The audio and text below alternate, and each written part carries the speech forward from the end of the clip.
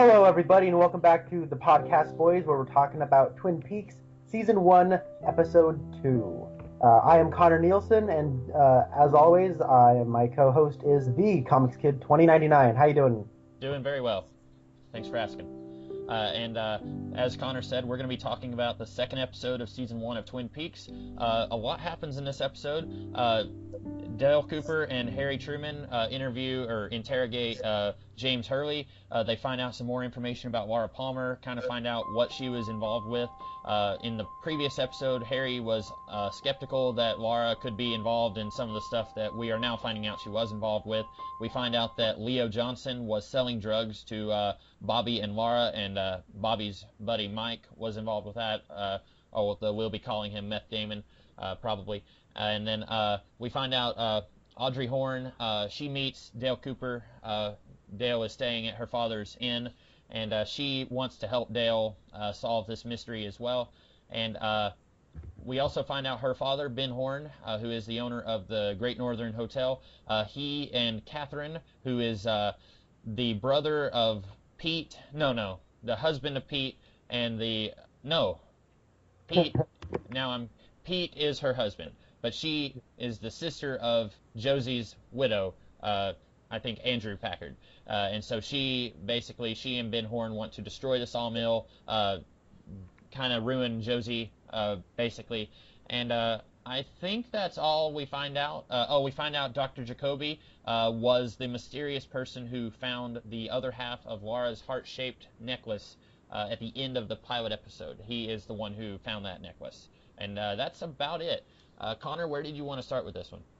I just want to say I really like the way they're choosing to do character development, because there is so many characters in this show, and we're getting all of them at once. And I really like that they're kind of developing these characters by having them bounce off one another. We have Norma runs into Nadine, or rather, we have Ed and Nadine. Nadine runs into Norma at the shop, and then Norma drives Shelley to and from work. Shelley is married to Leo. We find out that Leo is into some nefarious dealings with drugs, and he's selling to kids. Mm-hmm. And then it's linking a lot of characters you wouldn't think are that close, but they are. And I also really like the direction here. It's less strange than David Lynch's directing in the pilot episode, but it still has that same tone. Mm-hmm. Yeah. And I think its more conventional approach lends a more accessible way into Twin Peaks, if you're just trying to get into it. Yeah, you're right. I like that we're getting a lot of forward momentum on a lot of subplots with these characters. We mentioned in the previous episode that there's a whole bunch of characters who are introduced, but they don't get to do a whole lot. Ben Horne doesn't really get to do that much in the first episode. Leo Johnson barely in the first episode. Josie doesn't get to do a whole lot, doesn't get to do much more in this episode, but like Ben Horne and Leo get a lot more to do in this episode. And Catherine, she was basically just an antagonist towards Josie, but we didn't get to see her do a whole lot in the first episode. Now we're getting to see she's involved with stuff. And so there's a lot of ground covered in this episode. It's crazy that, an hour and a half for the pilot episode, but basically we were just introduced to the town, and we get this initial cause of the series, that Laura Palmer is dead, but it took an hour and a half to cover all that and introduce a lot of characters that at first might be really hard to keep up with. But then in this episode, you have 45 minutes, you have half of that, but I feel like they're able to do a lot more because a lot of that groundwork has already been covered in the pilot. Yeah, I do agree. It's a very well edited episode. They managed to cover a lot of ground. They convey a lot of information at the audience, and they really expect you to hold along. But it's also a very efficient manner. You don't feel like it's rushed in any way. Mm-hmm. It just kind of feels like you're getting a lot of information, but it all kind of feels like natural progressions of where things were.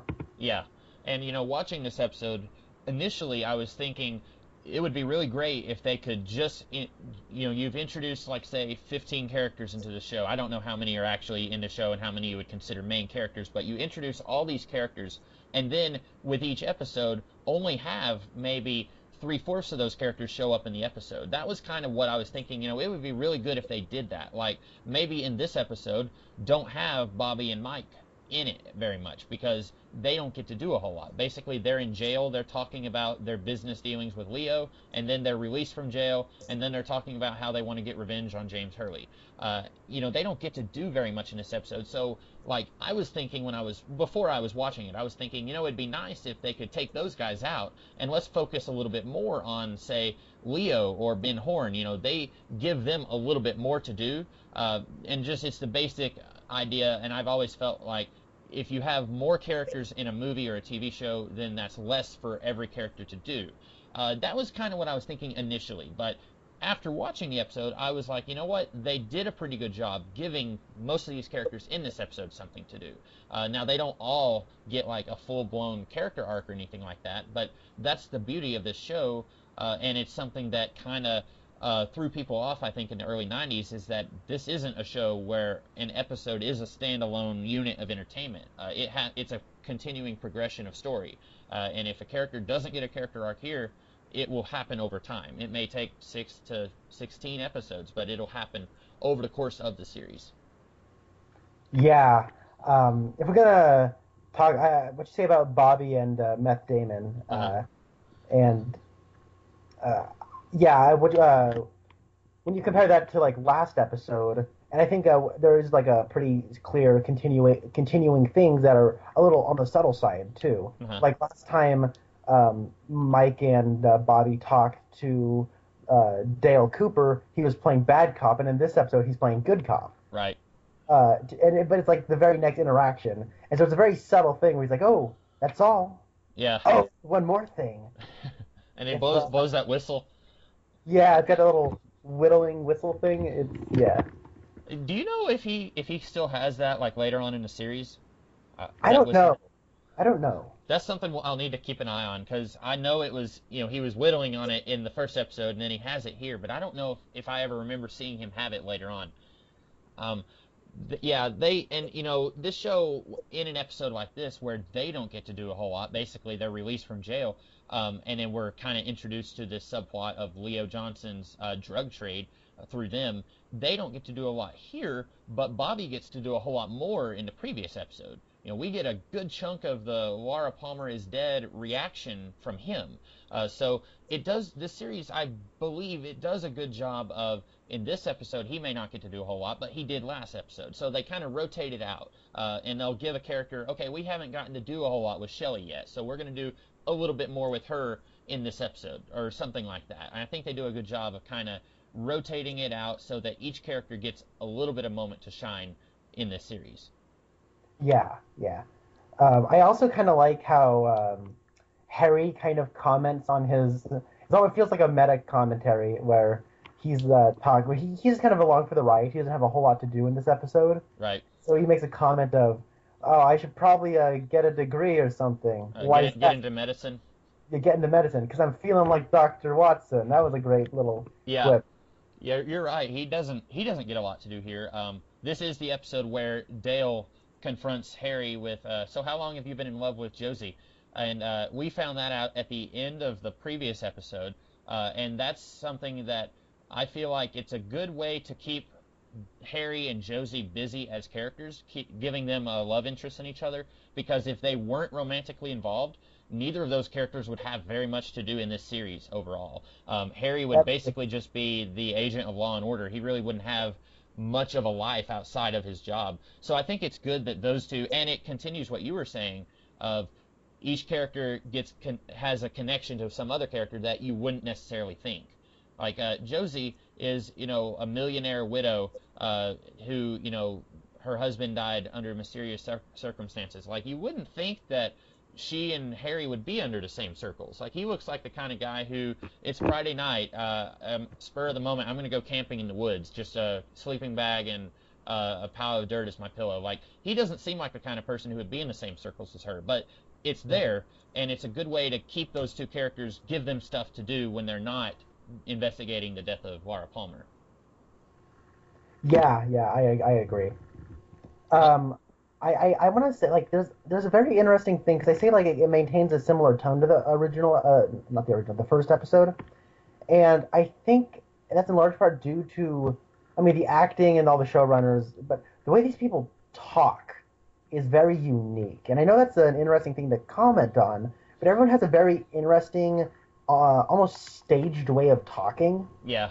That very it lends itself to that semi surrealist tone, like the way Leo Johnson talks. Like, all right, Shelley. Yeah. You don't. Everyone has a very firm and almost over enunciates words to an extent. And so this takes place in Washington, in the Pacific Northwest. Uh-huh. I live in the Pacific Northwest, and it almost seems like a parody of the way people talk up here. Oh, really? Yeah, yeah. And I feel like you said it feels staged, and I agree with you. There are times where dialogue feels very bizarre, but I think what helps it is that it's uniform. There's not a case of this character talks like a normal human being in the real world, but this character talks in the David Lynchian language. They all pretty much kind of talk the same way, and so it feels realistic because there's not an inconsistency.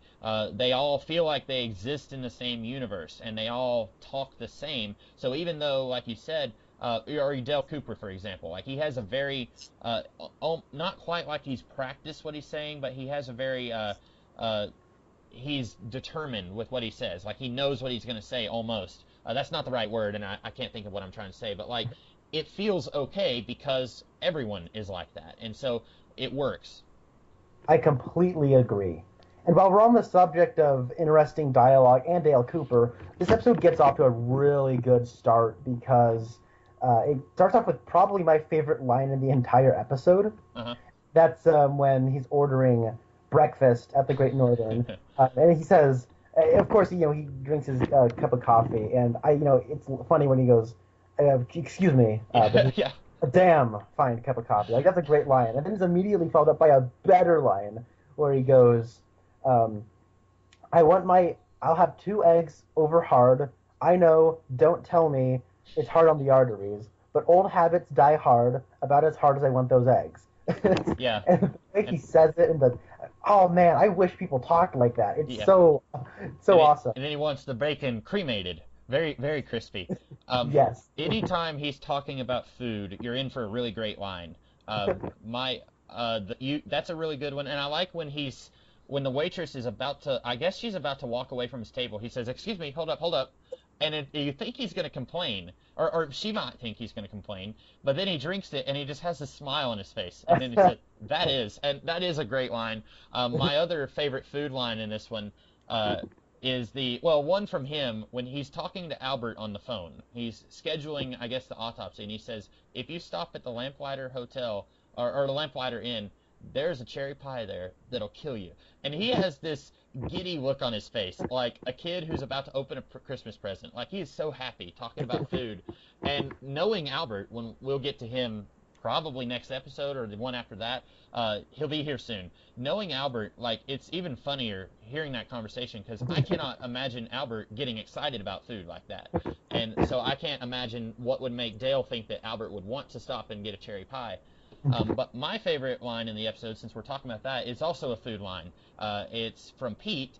Harry and Dale have stopped by the Packard estate, I guess, to talk to Josie a little bit about Laura Palmer, and Pete is there, and he served them both coffee, and they both have taken just one sip, and he comes in and says, "Fellas, don't drink that coffee. There was a fish in the percolator." And like I was watching this and I was thinking, how in the world does a fish end up in the percolator? And I still can't imagine it. I'm assuming because Pete was cleaning fish right before they got there, and I'm guessing that he was just mindlessly put it in there. But it's so funny. It just comes out of nowhere, and their faces when he says that is just like they've gotten the worst news of the day when he says that. And then later on, they're at the R&R. And Dale has already probably had a pie there, and then he says, "I still can't get the taste of that coffee out of my mouth." Like it's really, it's weird language. It's not, like you said, it's not something you hear in the real world, but it feels authentic because of the way they deliver it. Yeah, it's kind of one of those old classic. When you hear people talking about classic movies, it's like people don't talk like that, but you wish they talked like that. Yeah, yeah. And again, Jack Nance playing Pete, the way he just talks sells that line. Oh yeah. There's a fish in the percolator. Yeah, and he's a character who talking about characters, some of them get more to do than others. He's one who I think if they had given him more to do, it would have been fantastic. It would have been really strange because he's kind of the air quotes normal guy in town. He doesn't really. It would be really weird to reveal, spoiler for this episode, but we find out that Dr. Jacoby maybe was involved with Lara in other ways other than being her therapist. Like he might have been in a relationship with her. It would have been really weird to reveal that Pete was or something like that, or he's involved in the drug trade with Leo. But I wish this series had given him more of a plot to be involved with, other than being connected to Catherine and Josie. I wish he could have had more to do, but he gets every moment he's in. I feel like is a really good moment because of his acting. Yeah, I agree. You alluded to the whole Dr. Jacoby thing, and this is kind of where there's all this kind of funny, light humor and funny parody and minimal satire being played on right now.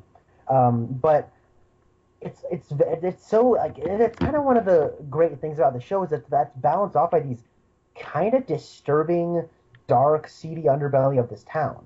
Yeah. And how those two offset each other is so fascinating because you have Jacoby, who may or may not have been in like an intimate relationship with Laura Palmer, which is weird. Yes. And creepy, and especially knowing him. But we also have like the one-armed man shows up again, and we'll know, and the supernatural elements start coming up, especially when the Mama Palmer starts seeing Bob. Yeah.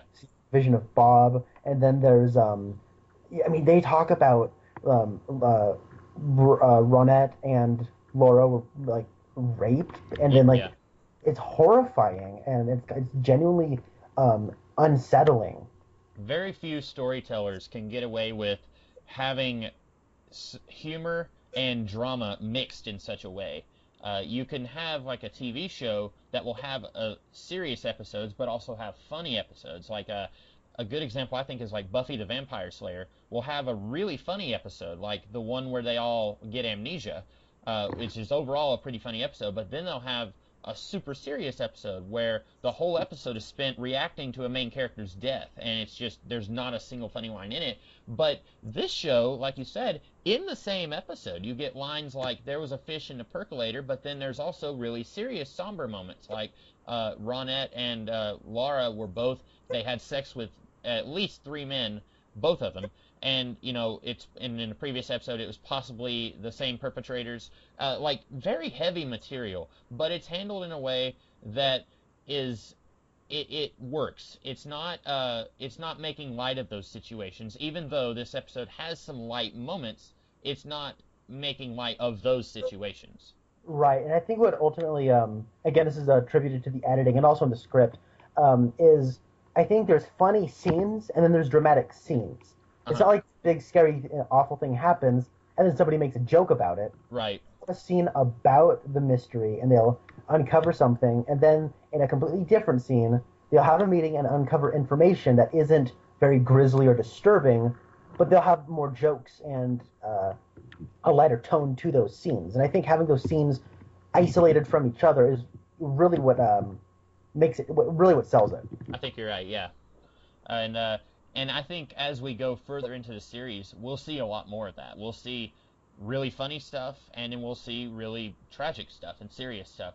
And sometimes maybe the tragic, serious stuff is being handled in a way where it feels like it's a parody. I think I mentioned in our talk about episode 1 that you also mentioned this is a soap opera that's also making fun of soap operas. And it gets really meta later on. Every time a character's watching TV, it's the TV show Invitation to Love, which is a soap opera in this world. And sometimes I feel like there's serious moments that are somewhat laughable because, and it's not a situation of they didn't intend for it to be funny. It's a situation of, okay, I'm not sure if they are actually trying to be serious or if they're trying to be funny in a serious way or something like that. You know what I'm saying? Like, yeah. Like in the last episode, in episode 1, when James and Donna are professing their love to each other, that felt very cheesy. And it's not an overly funny scene. It's not Dale talking about food or anything like that. but it felt like it's an air quote serious scene that's being played overly melodramatic, just as a nod to this being a parody of soap operas. And I think sometimes we get that. That's kind of the third option. But it's all handled very well. Yeah, to go on that whole soap opera thing, it has a bit of parody, and as we also discussed, it also embraces its own tropes and its own heritage. Yeah. Because there's a scene later on with Audrey and Ben Horne having a scene together, and I think this might be the first time they've shared the screen together. I know they were in the same scenes, but I don't think they were actually in the same shot. Right. And this is the first time they're actually exchanging dialogue, and the whole thing is very overdramatic, very and intentionally so. Yeah, and like it's shot from a low angle. The blocking has Audrey just standing in one spot the whole time, and then Ben is just in the back, chewing scenery, just picking things up, putting them down, making sudden movements across the floor. And then he comes up behind her and starts whispering dramatically in her ear, and it's a very dramatic and over dramatic scene. But because of their embracing of it, it doesn't feel cheesy. It really works. Yeah. And if I may, that's a good segue into a very good reason why I'm wrong for saying that this episode should have had fewer characters. Because in this episode, we get kind of a parallel between you've got Audrey and her relationship with her dad, and then you've also got Shelley and her relationship with Leo, and then you also get Bobby and his relationship with his dad. With the parental thing, Bobby is very openly rebelling against his parents. He's just, in general, he's a punk kid. And when he's at the dinner table with his parents, his dad is trying to open a dialogue with him. I think that's his dad's words. He says something like, rebellion is a natural act in any teenager's life.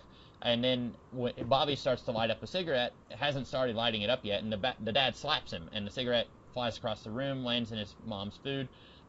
And it's one of those situations where I think I told someone else that Bobby's dad is a very calm, collected customer, but when he gets angry, he really gets angry. And it's a situation where that kind of parallels the relationship between Audrey and her dad, because she's also rebelling against her father, but it's a different situation entirely, because Ben Horne is a scoundrel. He's up to no good. He's trying to illegally burn the sawmill, and he's sleeping around with someone who's not his wife. And Audrey is more tactical in her rebellion, whereas Bobby is more blatant and upfront with it. And his father, we don't know much about him. He's not a main character. As far as all the parental figures in the show, he's probably one of the least important, but he's not deserving of Bobby's scorn. And so it's interesting how the parents play that, where Ben Horne, he uses verbal abuse almost. He says, Laura Palmer died yesterday, but you died to me a long time ago, or you've been lost to me a long time. But then Bobby's dad, it's just a physical slap. But then after that, it's over. And it's very interesting getting these parallels that we would not get if this episode did what I said it should have done and had fewer characters to focus on. We wouldn't be able to get that if we did that. Right. And going on to that abuse thing, abuse is a pretty common thread, in especially this episode that we can follow. And and also throughout the entire show, there's substance abuse, there's physical abuse, and as we've already alluded to, like sexual abuse. And so there's an interesting thing that they're doing they're tackling the subject matter, but I feel they're being very respectful of it. Yeah. They're not. It's not gratuitous, and it feels warranted. I mean, this is a kind of subject they want to tackle, and they do so in a very intelligent manner. We see domestic abuse depicted with Leo and Shelley, where he puts a bar of soap in a sock and he starts swinging it above his head, and right before it actually hits her, there's a cut to somebody shutting a door. Yeah. And so they spare us showing us. Because then it would just feel gratuitous and, like it's being self-indulgent and, oh, look how shocking we are. And with it not showing us and it of course, being offset against the humor of the show, it is shocking. And then there's, of course, the discussion of rape and everything that's handled with sincerity, and it's not glorified in any way, shape, or form.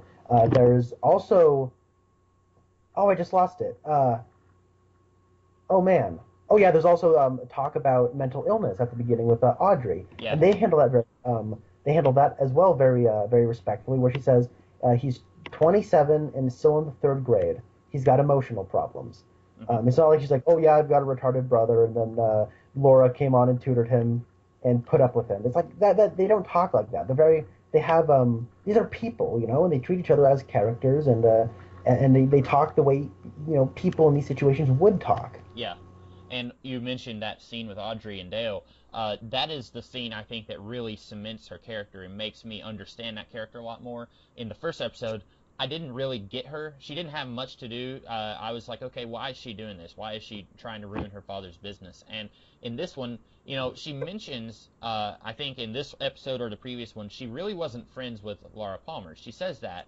She didn't really like Laura. She didn't hang out with her, but she wants to find her killer, and then you find out why. Because she did have a connection with that character. Laura was helping her brother, and now her brother doesn't have that anymore. And so Audrey had an invested interest in Laura being there, even if she maybe didn't realize it when Laura was alive.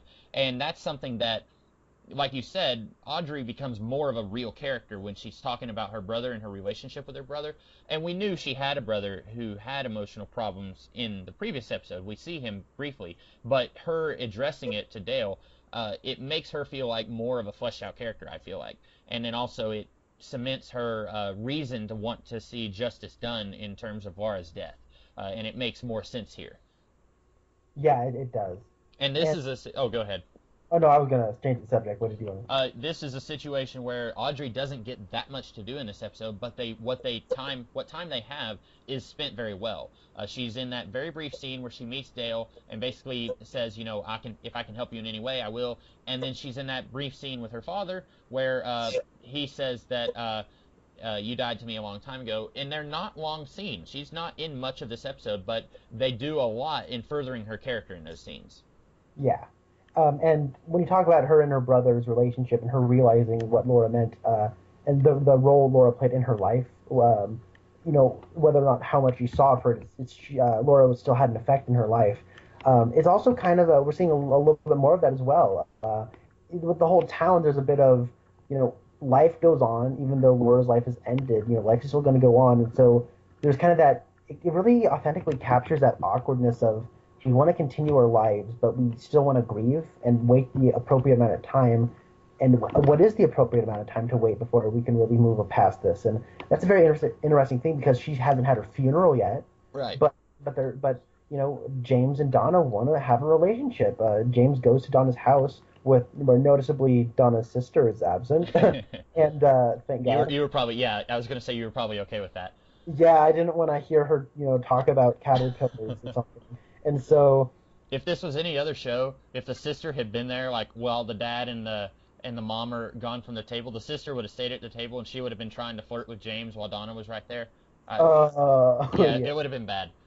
yeah. But I mean, we have that scene, and it's really interesting. And well, I still feel like James and Donna, like I mean, there's even that part where Donna's talking to her mom about oh, I'm having the most wonderful dream, but the worst nightmare at the same time. And Yeah, it's a good scene, but I don't feel like that's earned just yet because we didn't know these people before this big bad thing. And they're right. just kind of telling us this has happened without showing us. I mean, we have a quick flashback at the beginning, but as I'm trying to I got a little off topic, but yeah, I think especially with James and Donna trying to start a relationship, there is that authentic awkwardness and messiness in life that and the merciless march of life that's happening that they're capturing very well.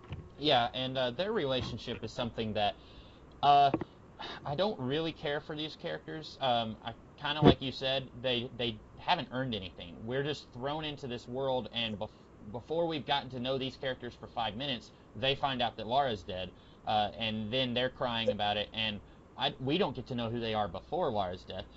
But I do like the idea of you've got this triad. You have Laura, who's best friends with Donna, and James, who's Laura's secret lover.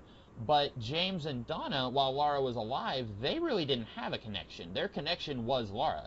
But I get the feeling when Laura was alive that James and Donna would not have hung out very much. But then Mhm. after Laura dies, suddenly they're thrust together. Her death has brought them closer, and that feels very real, and it's a very interesting territory to explore. The idea of almost like they're betraying Laura by being together because, Donna was Laura's best friend and James was one of Laura's lovers, and it's something that I want to see more of it, and we'll see how they handle it as the series progresses. But it's interesting territory to explore, and I'm not sure if the series explores it enough, but that's something we can talk about in the future. Right. There's also this whole premise, branching off of that idea of James being one of her lovers.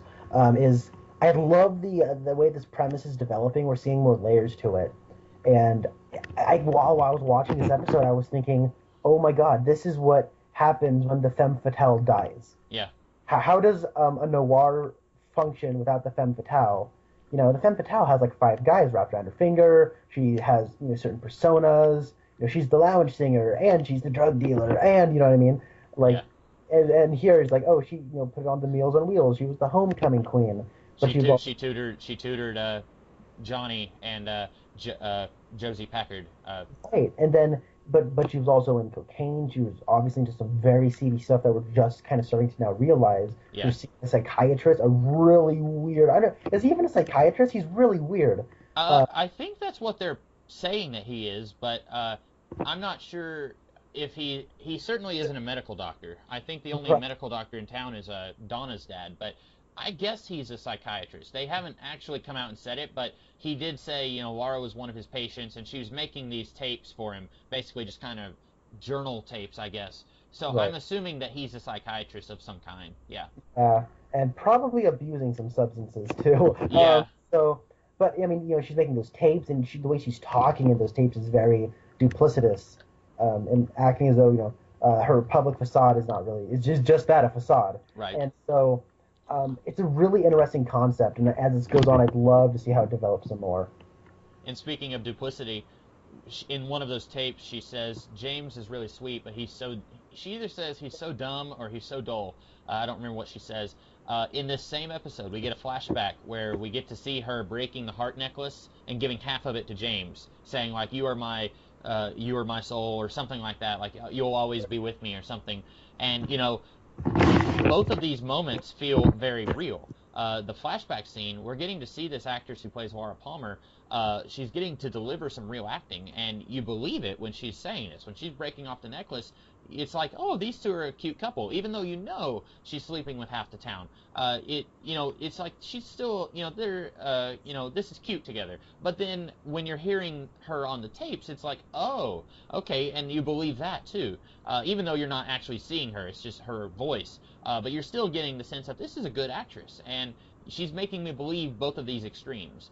And I think that's also why later on in this season, they brought this actress back to play Laura Palmer's identical cousin, because I'm pretty sure, and I haven't seen any confirmation of this, but I'm pretty sure the creators of the show realized that she was a good actress, and they killed her off before the series began, so they wanted something for her to do other than 30-second flashbacks and voices on a tape. They wanted more for her to do, so they created that character for her, which, I'm fine with because I think she is a good actress here. I agree. To go off that heart necklace thing, Dr. Jacoby does have the other half of the heart necklace, and I think the movie, the show, is kind of telling us to keep an eye on these the heart as a symbol, because Harry Truman and Dale Cooper also have the other half. Yeah. They have one half, Jacoby has the other, so those two halves got to come together sometime, and I think it's broadcasting that we're going to see them question him and get something out of him. Right. It is a little strange, and this is maybe where the show is venturing into weird soap opera plot twists that don't make a lot of sense.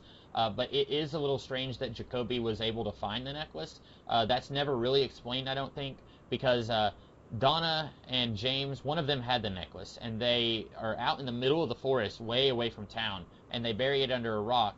And I can just imagine, like, Jacoby was like, 30 feet away, just watching them from behind a tree. And like, what was he doing out in the forest? How did he know what they were doing? How did he go and find the necklace exactly where it was? It's one of those things that he has it at the, well, we know someone has it at the end of the first episode, and that's kind of a big episode twist ending sort of thing. And then we find out he's the one who has it here, but it doesn't necessarily make sense. But that's a small gripe I have. Yeah, it is one of those things like he just poof, boom, I got this. Well, Yeah. the plot needs me to have this, and it doesn't really make sense. Right. Um, I will say I really like the cliffhanger of this episode too, where it's like, oh, he has the necklace, but there's also like some information that he's listening to on the tape, and we're listening to the tape as he's listening to it, but then the sound for us cuts out, but we're seeing him react to the tape he's listening to that we're not. Right. And he's got one of those, oh, this is a big twist kind of faces. Yeah. And then that's another thing where it embraces the soap opera nature of it. And it just makes me so happy because like they're having a good time making it. I'm having a good time watching it. Yeah. And I will gladly come back to see what is causing Jacoby to make that big dopey face. And it's like you said when we were talking about episode 1, you love Shaggy Dog stories, and that's sort of playing into that maybe where it's like, oh, we're going to tell you something big. No, just kidding. He's hearing something big, but you're not. Yeah, that's a great way of putting it. Like, and we do get something there. We get that possibly she and Jacoby were seeing each other. Like, that's a reveal, but it's not a big reveal. You know, it's a relatively minor one. Did you want to talk a little bit about Shelley and Leo, or did we pretty much cover that one already? We didn't say that there was a bloody shirt. That's right, yeah. Leo, of course, in the previous episode, he had been out on the road and he came back home. And then in this episode, he's asked Shelley to do his laundry, and she finds a bloody shirt in the mix. And I still don't entirely understand Shelley's actions here, but she takes the shirt and hides it in the dresser that's right outside by the dryer. She hides it in the dresser, and I wasn't sure why she would do that. Because later Leo realizes that his shirt is missing and he can't find it in the washer or the dryer, and that's what causes him, or that's what I guess sparks off his abuse in this episode. I still wasn't entirely sure why Shelley wanted to hide the shirt, but yeah, I'm not sure if that shirt is explained. I'm assuming that Leo shot somebody and in his trafficking money or drugs. Right, and there's also one of those things where he was away the morning Laura Palmer was murdered, and all of a sudden he shows up, and then he's got a bloody shirt in his laundry, and it's supposed to make us question whether or not he's in some way responsible, because Laura was also involved with Leo, because he owed she had 10,000, which was half of the money she and Bobby owed Leo. Right, and I will say this subplot surrounding Leo and the drugs that he's moving and the business that Laura and Bobby were involved with, the danger of a show like this having so many subplots that it's juggling is that occasionally you are going to drop one. And I think that all of this is kind of where we see that the most. In the previous episode, when James was talking to Donna, he said that Laura mentioned that Bobby had killed a man. Laura told James that Bobby had killed someone. That's never mentioned again in this series. It is touched on in Fire Walk with Me, the prequel movie. But then I think in whatever episode it is of this season where Bobby and Mike are meeting with Leo, there's somebody else with them who's like standing off in the shadows, and Bobby says, "Hey, who's that over there?" And Leo says, "Never mind that. Do you have the money?" And then I think that's when they run off scared because they're afraid Leo's going to shoot them or something. And I'm pretty sure we don't find out who that is in the shadows. And we can talk about that again whenever that episode comes up.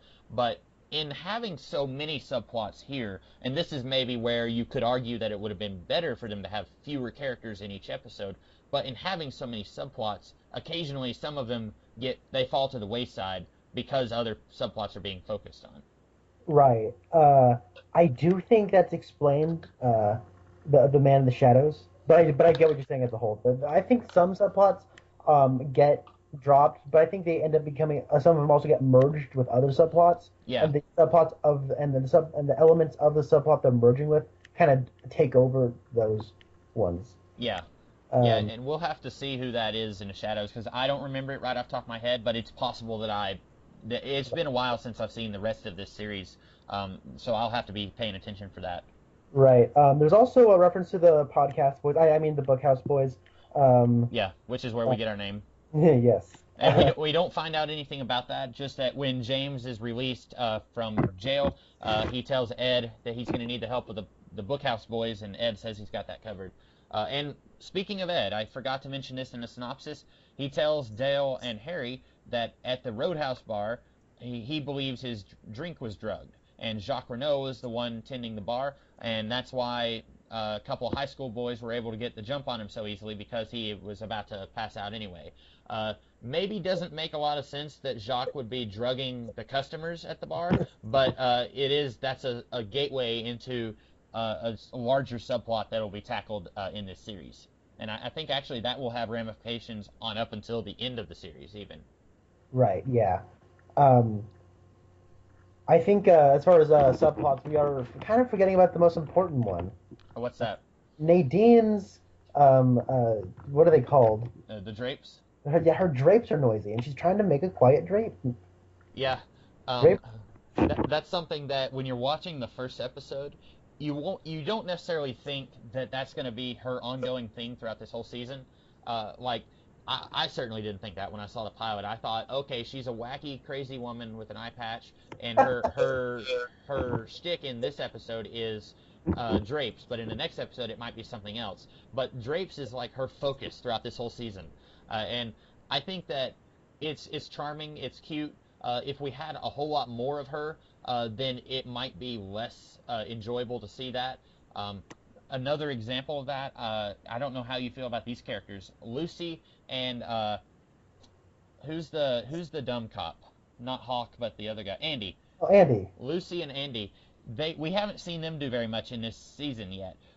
And they were characters who, like her, she's very quirky. The way she overly describes stuff, like I'm gonna patch you through to the telephone, not the black telephone in the other room, but that telephone right there by the red bench. Like, she's very descriptive of what she's about to do, and everyone else already knows what she's talking about. And Andy, he has that thing where he's kind of loses his emotions when he sees a dead body or something like that. Yeah. When we get more from them, when they get their own subplots, I begin to lose my patience with them a little bit. But it's kind of it's a similar situation with Nadine, where if she had much more to do, it might get tedious. But as is, I think it works fine.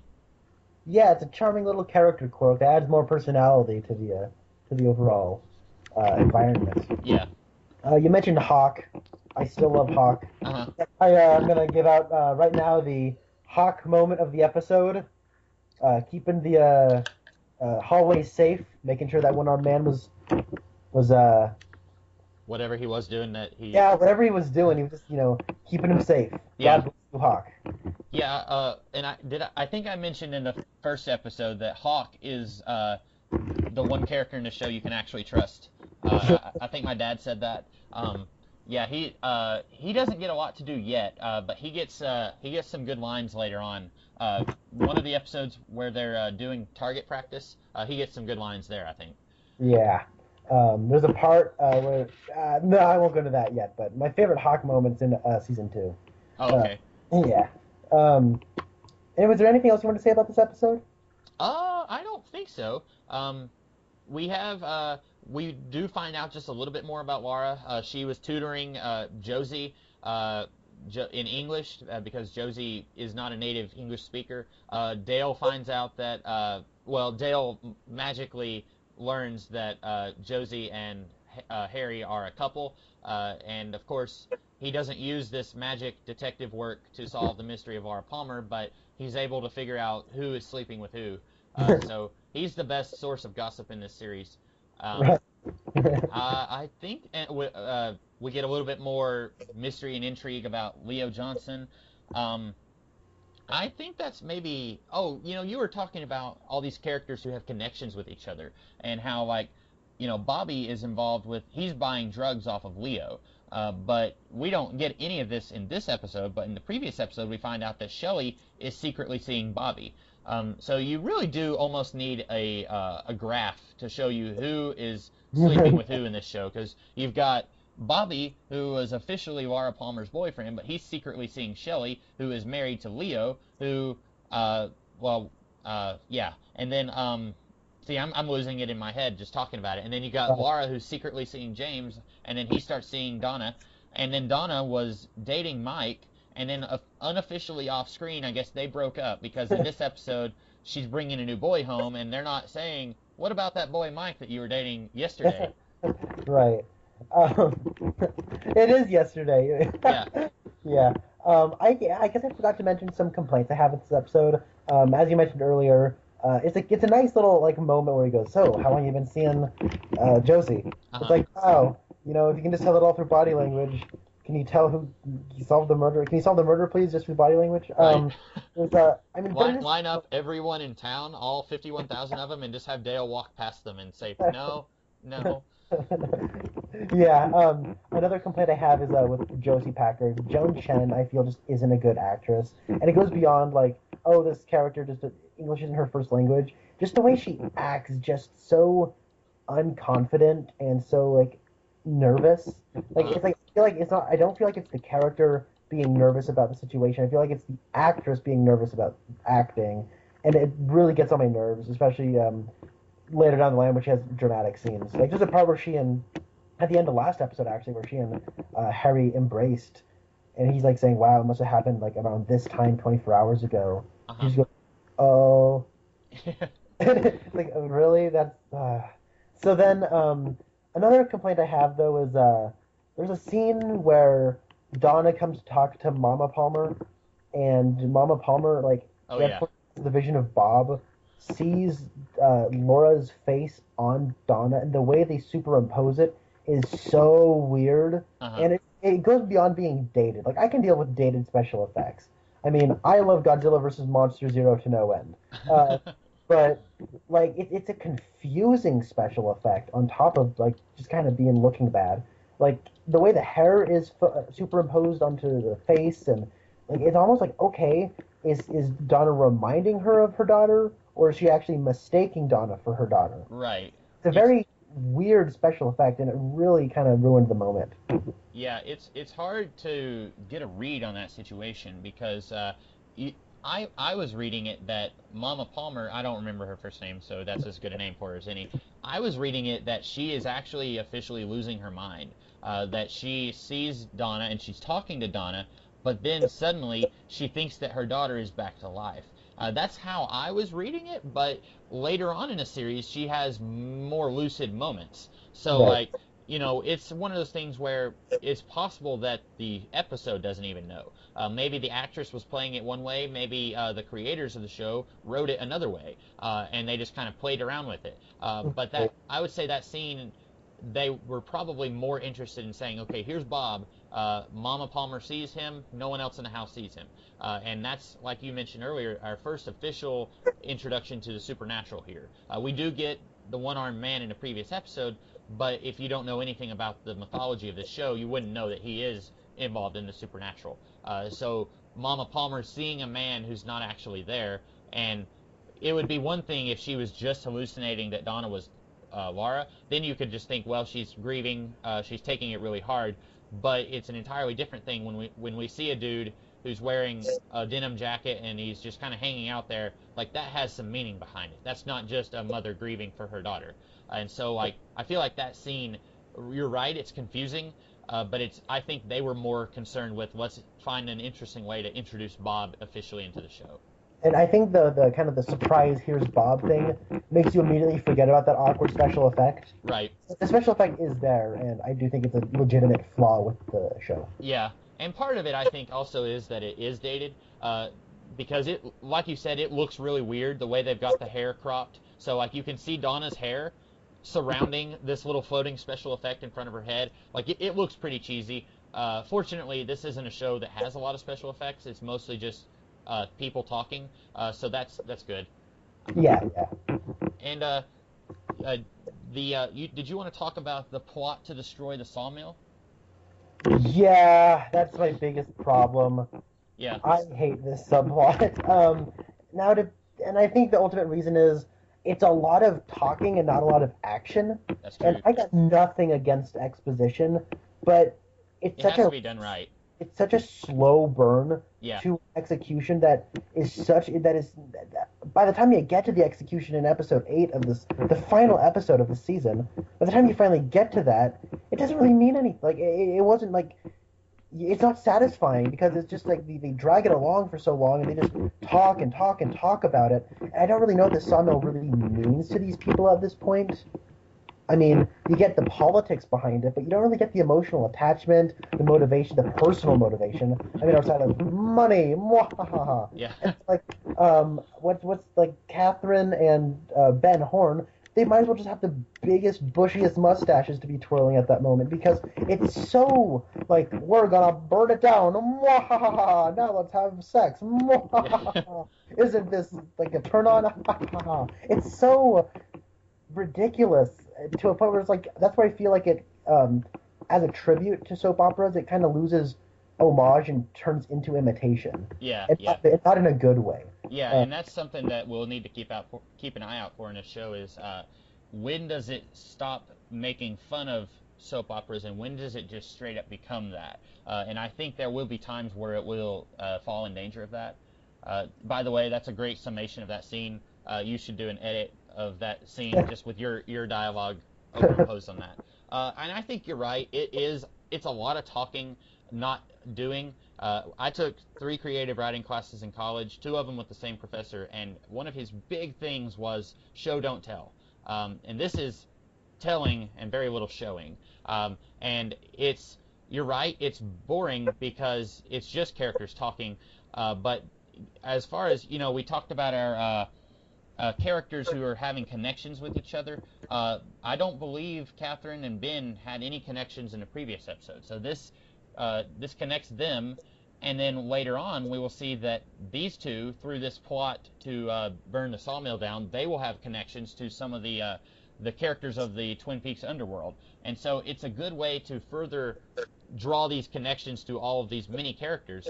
But the mechanism of doing that in this case is flawed because, like you said, it's just kind of boring and we're just waiting around a lot for something interesting to happen. Yeah, and it's one of those things where, I mean, they're showing us Catherine and Ben, but they're telling us, it's like the weight distribution is just a tiny bit of showing and so much telling. Uh-huh. That I mean, we even saw Ben and Catherine like scandalously talking to each other. Oh, that's right. Yeah, at the meeting. Yeah, no, it's one of the cliffhangers at the end of last episode where we see Catherine talking to someone on the phone, and then it cuts Ben hanging up and like, might as well be doing his Dr. Evil pose with I mean, even then, that's kind of what I feel like it's homaging and not imitating. Uh-huh. That's one of the things like with Ben and Audrey is it so much embraces the cheesiness that it feels like you don't mind it at all. Right.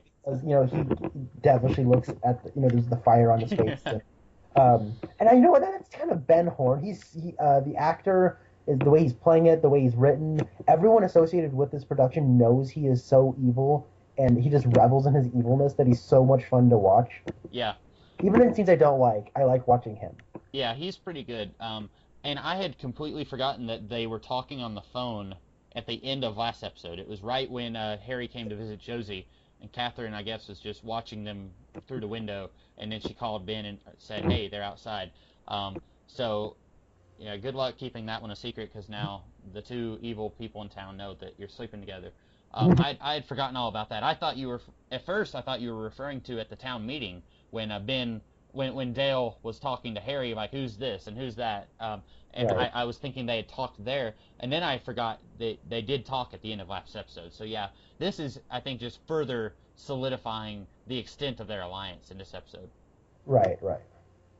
That's all I have to say. Did you have anything else you wanted to add about this episode? No, we got quite a bit of mileage out of this 45-minute episode. Definitely, yeah. And the next one, is the next one the one where Dale visits the Red Room? Yes, it is. Awesome. I'm a huge fan. Anytime the show heavily deals with the mythology, the magic stuff, that's probably some of my favorite stuff in the show. So it'll be interesting talking about that and how it's such a departure from what we've had so far. But that'll be something that we will talk about in the next episode for us. But I think right now that's all we have. So this is the Comics Kid 2099. And this is Connor Nielsen. Thank you so much for listening to our review of Traces to Nowhere, Season 1, Episode 2 of Twin Peaks. If you have any questions, leave them in the comments, and we'll try to get to them.